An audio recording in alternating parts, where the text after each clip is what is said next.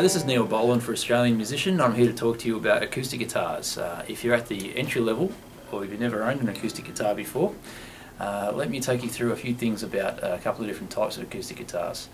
The first one here is a nylon string acoustic guitar, also known as a classical and in some instances a flamenco guitar, only because of the styles that are traditionally played on the instrument.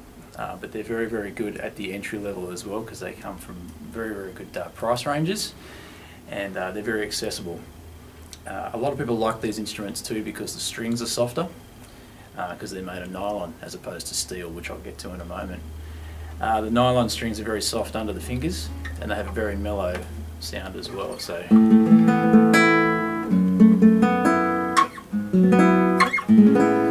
really good for the campfire and the lounge room without disturbing too many people as well.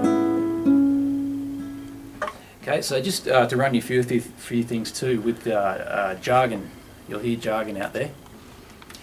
You go into a music store and you'll hear a few words thrown around, so I'm here to give you some confidence when you hear these words, and you can nod and smile and you'll know what they're talking about. First of all, the parts of the guitar. What we have here is the headstock. Up the top here, we've got the tuning pegs, obviously for tuning the guitar. This part here where the strings go across through the slots here is called the nut.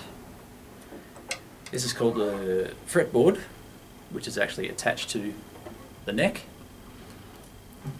This is the body, the sound hole, and the bridge, obviously because it looks like a bridge, the strings going across a bridge.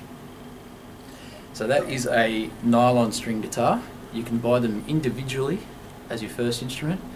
Quite often in stores you'll find them in a pack with a tuner or an old school pitch pipe, the old whistle, a spare set of strings and an instructional book. So they'll start at around about $99 for probably the cheapest end, and it'll probably go up to around about $200 for something a bit more advanced for the player who would probably stick to playing for a bit longer. So if it's a person you're buying for who has hobbies in the shed they haven't touched for years, go the cheap option to see if it's going to work out. But if they're a committed type of person with their hobbies, probably consider going with something a little bit more high end.